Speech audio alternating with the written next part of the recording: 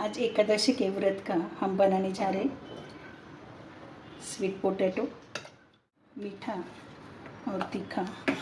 इसमें मैंने थोड़ा पानी डाला है और को एक सीटी ली है। देखिए अच्छी तरह से पक गए हैं। अब मैं थोड़ा सा घी, आधी कटोरी गुड़, आप आपको जैसे मीठा पसंद हो उस हिसाब से कीजिए। 2 चम्मच शक्कर, थोड़ी सी इलायची पाउडर और थोड़ा सा 2 चम्मच पानी। मेल्ट हो जाए और उसको थोड़ा फेस आने लग जाए तो आप उसमें ये शकरकंदी, स्वीट पोटैटो के पीसेस डाल दीजिए। खाने को रेडी है। व्रत के गुलाब जाम रेडी है। ये मैंने 2 बड़े स्वीट पोटैटो घिस के लिए। स्वीट पोटैटो को यहाँ मराठी में रताड़ू बोलते, आपके वहाँ क्या बोलते हैं कमेंट करके ज़रूर बताएं।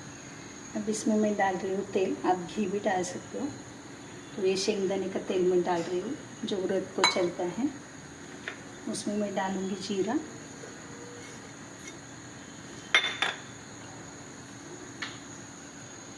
मेरे यहाँ व्रत में कड़ी पत्ता खाते हैं, आपके यहाँ अगर नहीं खाते हो तो आप मत डाल। और ये 3 ग्रीन चिली मैंने कट। आपने ये कद्दूकस किया हुआ स्वीट पोटैटो, 2.5 चम्मच नमक, आप आपके टेस्ट के अनुसार डालें। इसको मैंने व्रत वाला कि अच्छी तरह इसको भापाने दिया है। अब मैं इसमें डाल दूँगी 2-3 चम्मच मूंगफली का कूट।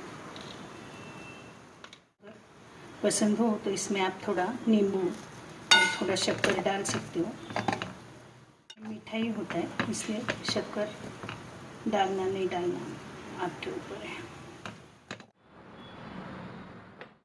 बिल्कुल गुलाब जाम की तरह ही लग रहे हैं।